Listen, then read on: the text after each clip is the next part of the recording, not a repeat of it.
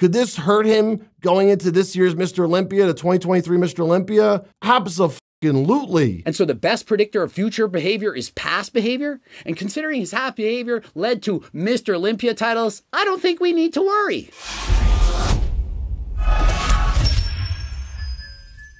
Coach Greg, and I'm watching a video by Nick Trilogy, and it states the end of Chris Bumstead. And I'm thinking, poor Chris Bumstead probably tore his bicep again, and so what's going on? And I was grazing through some photos from the Olympia, and I noticed something. His left leg has a huge crater in it. Only to find out it was actually his quad. If you remember, myself, Nick Trilogy, we did videos on Chris. He'd hurt himself this summer doing that hack squat, and he was repairing from that injured quad. And so I'm thinking, this guy, he can't catch a break. He keeps hurting himself. And so what kind of devastation is going to happen to his quads? And so if you want to find out breaking news on bodybuilding, go over and subscribe to his channel right now. Or, well, at least after this video. What the hell is causing all these dents in these guys' legs? When want to see something cool, I have a muscle hernia. You might have heard of a regular hernia. This is a muscle hernia, which occurred after having surgery on my right hip. That is quite literally a hole that my muscle pops right through, just like a hernia. It's a muscle hernia. If I twist to the side, you can see it really pop out.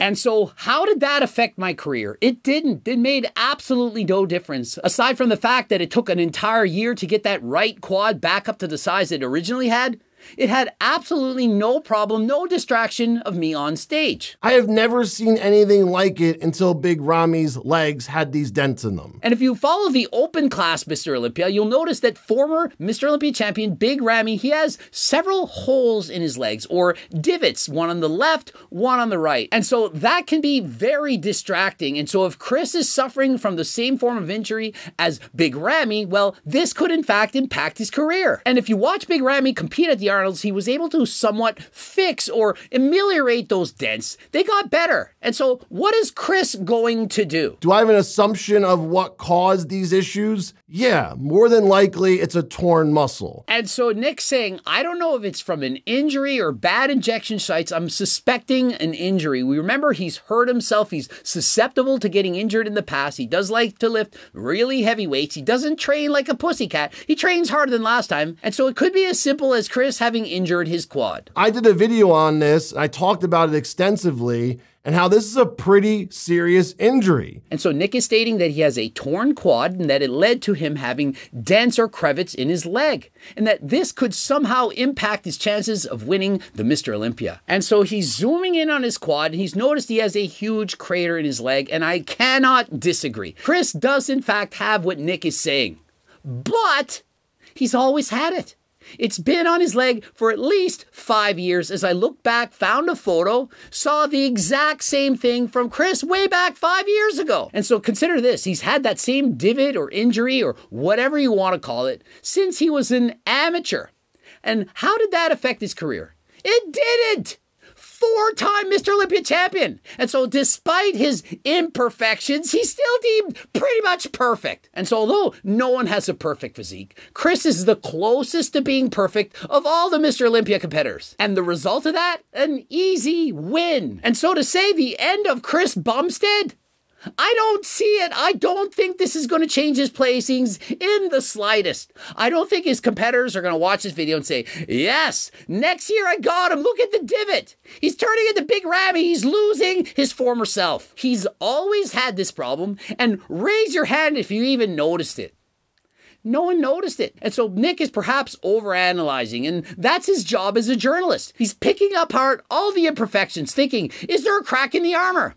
And so he thought he found one, this divot in his leg, but I'm here to say, it doesn't matter. It doesn't matter! He's had this divot for years. He's continued to win. It's not going to affect him. But if he does in fact keep training the way he's doing, training really hard, not recovering, and further injures himself, that could be the end of C-Bum. All it takes is one tweak, one wrong move, one wrong turn, and you're suddenly devastated with an injury. Imagine if he has a complete quad tear, a complete bicep tear. that could very easily pull him out of the Olympia and perhaps force him to retire. But this tiny dent in the upper leg, no one cares. No one's noticed it. I don't see anyone else talking about this. No one's ever said, hey, look at Chris on the side chest or in the front quad poses. He just looks out of place. His legs don't match up. Could this hurt him going into this year's Mr. Olympia, the 2023 Mr. Olympia? Absolutely. And so the reason it won't hurt C-Bum is because it hasn't in the past. For 5 consecutive years, he's competed with this,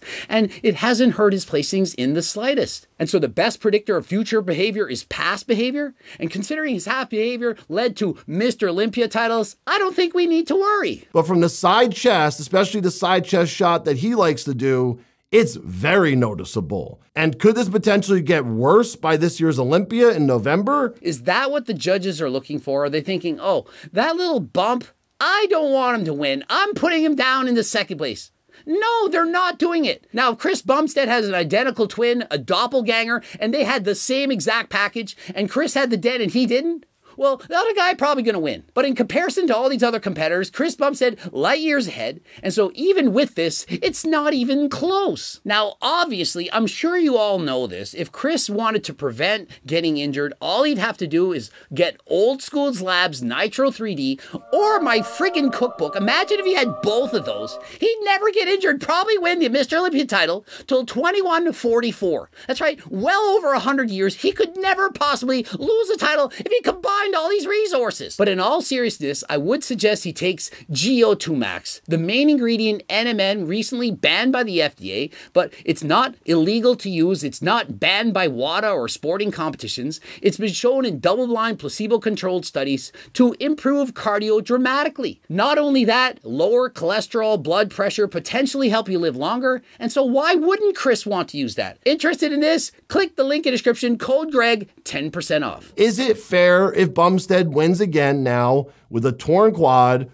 a torn bicep, a torn hamstring? And so my answer, abso-friggin-lutely, because even with these tears, he still looks far better than the rest. And so the winner is not whoever has the fewest tears, but who has the best physique. And so regardless of the fact he has a shoulder injury, hamstring injury, quad injury, bicep injury, when you get up on stage, if you look better than everyone else, you're gonna get the win. Do I think going into this year, Chris has to be extra careful and has to make sure he's 110% at prejudging and finals? Yeah. And my answer to Chris needing to be at 110%, honestly, I think if he's at 80%, he's still going to win.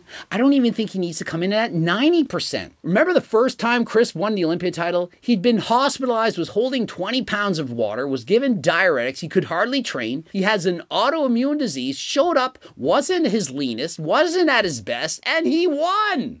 First place! And since then, he's gotten light years better.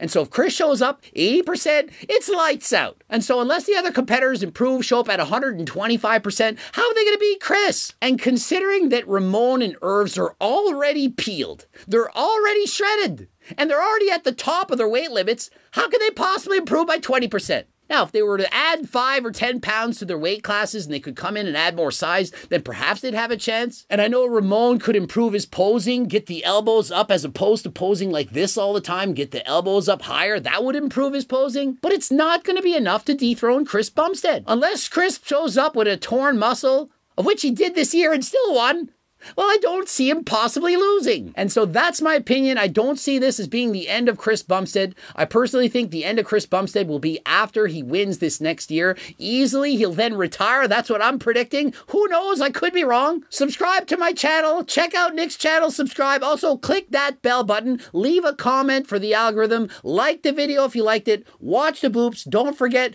cookbooks, training books, coaching plans by me and my team. Also, harder than last time supplements, HCL.